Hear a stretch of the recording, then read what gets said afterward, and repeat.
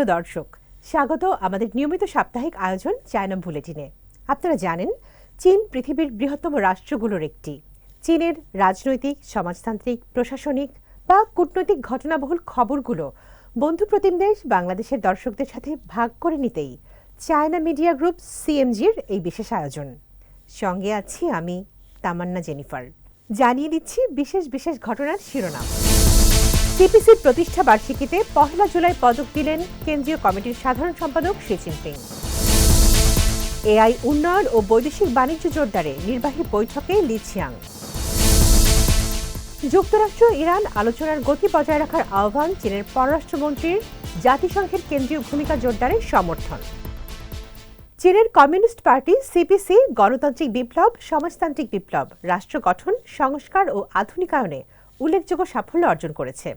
নতুন যুগে চীনা বৈশিষ্ট্যময় সমাজতন্ত্রের বিকাশে দলটি জাতিকে গৌরবময় অগ্রযাত্রার পথে এগিয়ে নিয়েছে বলে মন্তব্য করেন সিপিসি কেন্দ্রীয় কমিটির সাধারণ সম্পাদক, গণপ্রজাতন্ত্রী চীনের প্রেসিডেন্ট এবং কেন্দ্রীয় সামরিক কমিশনের চেয়ারম্যান শি জিনপিং। বুধবার চীনের কমিউনিস্ট পার্টি সিপিসি প্রতিষ্ঠার 105তম বার্ষিকী উপলক্ষে বেইজিংয়ের গণমহাভবনে আয়োজিত অনুষ্ঠানে শি জিনপিং সিপিসির সর্বোচ্চ সম্মাননা 1 জুলাই পদক প্রদান করেন।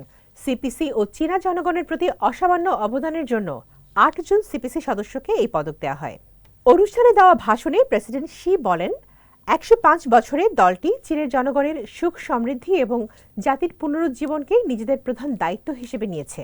তিনি বলেন, পরিবর্তনশীল বৈশ্বিক পরিস্থিতি ও দেশের বাস্তব চাহিদা বিবেচনায় রেখে সিপিসি জনগণকে ঐক্যবদ্ধ করে দেশের উন্নয়নে কাজ করে যাচ্ছে। এর আগে বেইজিংয়ের গ্রেট হল অব দ্য পিপলে অনুষ্ঠিত কনসার্টে অংশ নেন চীনের রাষ্ট্রীয় নেতৃবৃন্দ। কৃত্রিম বুদ্ধিমত্তা, এআই উন্নয়ন সংক্রান্ত প্রতিবেদন এবং চলমান বৈদেশিক বাণিজ্য পরিস্থিতি পর্যালোচনা ও চীনকে বাণিজ্যিক শক্তি হিসেবে গড়ে তোলার লক্ষ্যে করণীয় বিষয়ে স্টেট কাউন্সিলের নির্বাহী বৈঠকে সভাপতিত্ব করেন চীনের প্রধানমন্ত্রী লি ছিয়াং। সোমবার বৈঠকে পঞ্চদশ পঞ্চবার্ষিক পরিকল্পনার আওতায় কার্বন নিঃসরণ বিষয়ে কর্মপরিকল্পনা এবং জাতীয় স্বাস্থ্য পরিকল্পনাও অনুমোদন করা হয়। কৃত্রিম বুদ্ধিমত্তার উন্নয়ন নিয়ে অনুষ্ঠিত বৈঠকে প্রযুক্তিটির দ্রুত পরিবর্তনশীল অগ্রগতির সঙ্গে তাল মিলিয়ে চলার উপর গুরুত্ব দেন বক্তারা। পাশাপাশি এআই খাতের উন্নয়নে কার্যকর নীতি প্রণয়ন, সুশাসন নিশ্চিত করা এবং উন্নয়নের গতি আরও বাড়ানোর আহ্বান জানানো হয়। বৈঠকে এআই খাতে নতুন উদ্ভাবন, মৌলিক গবেষণা, আধুনিক প্রযুক্তিতে প্রতিষ্ঠানগুলোকে দক্ষ জনবল ও আর্থিক সহায়তা দেওয়ার উপরও জোর দেন বক্তারা। যুক্তরাষ্ট্র ও ইরানের মধ্যে আলোচনার গতি বজায় রাখা এবং উভয় পক্ষের সম্মতিতে দ্রুত একটি ব্যাপক চুক্তিতে পৌঁছানো বর্তমান পরিস্থিতিতে অগ্রাধিকার হওয়া উচিত।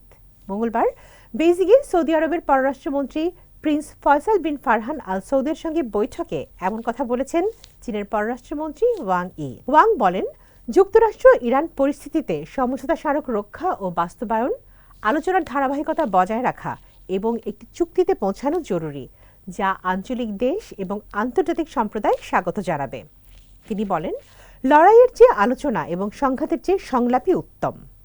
বৈঠকে মধ্যপ্রাচ্যের পরিস্থিতি প্রশমনে চীনের গঠনমূলক ভূমিকার প্রশংসা করে সৌদি পররাষ্ট্রমন্ত্রী বলেন, দ্রুত এ অঞ্চলে শান্তি ও স্থিতিশীলতা প্রতিষ্ঠায় চীনের সঙ্গে একযোগে কাজ করতে প্রত্যাশী সৌদি আরব।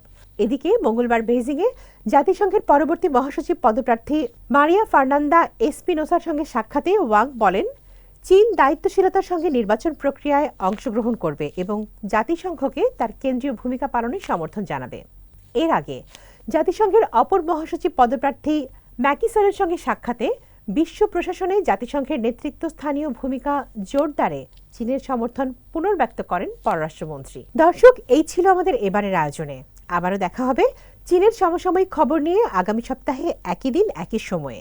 অনুষ্ঠানটি সামাজিক যোগাযোগ মাধ্যমেই দেখতে ভিজিট করুন www.facebook.com/cmg বাংলা এবং ইউটিউব চ্যানেল সিএমজি বাংলা। দেখার আমন্ত্রণ। চাই চিয়েন।